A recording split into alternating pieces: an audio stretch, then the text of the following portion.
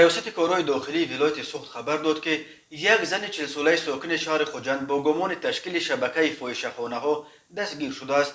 مایور اکبر شریفی سخنگوی میلیشیای سوخت گفت این زن 10 حجره را در محله 32 شهر خوجند از صاحبانشان به اجاره گرفته فعالیت صاحبکاریش را در سمت میمانخانه‌داری به راه مانده است. گویا چنین است، اما میلیشیا آشکار نمود که در اصل در این مکان زیر نقاب میمانخانه فاحشه‌خانه تشکیل شده است.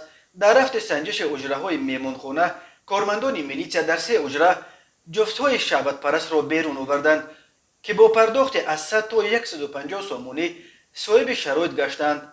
خدمت رسانی ساعت بای همچون اسلوب مایل سازنده از جانب صاحبکار استفاده شده است، یعنی از 100 تا 150 سامانی مبلغ پولی گرفته مأموریت میمانخانه اجازت میداد که افراد شهوت پرست موقتا از اجره‌ها استفاده برند. گفته می شود در خبر اکبر شریفی می نویسد که ساکنان صاحب چنین امکانیت از منزل‌های علاوگی خود را به اجاره داده از این حساب درآمد علاوگی به دست میارند، اما در خاطر باید داشت که چنین نمود دریافت درآمد نباید چهارچوب قانون را شکند.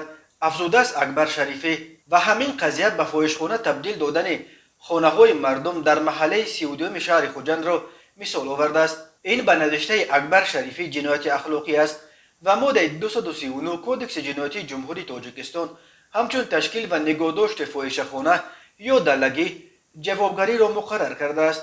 به ضد زن دستگیر شده نیز بر اساس ماده 239 پرونده جنایتی گشودند. به او بر اساس قسم یکم این ماده همچون جزا جریمه به مبلغ از 60 تا 120,000 سامانی و یا تا 5 سال حکم زندان تهدید میکند. ولی اگر اعمال این زن همچون عمل گروه متشکل تعبیر شود، او را تا 8 سال حکم زندان منتظر است.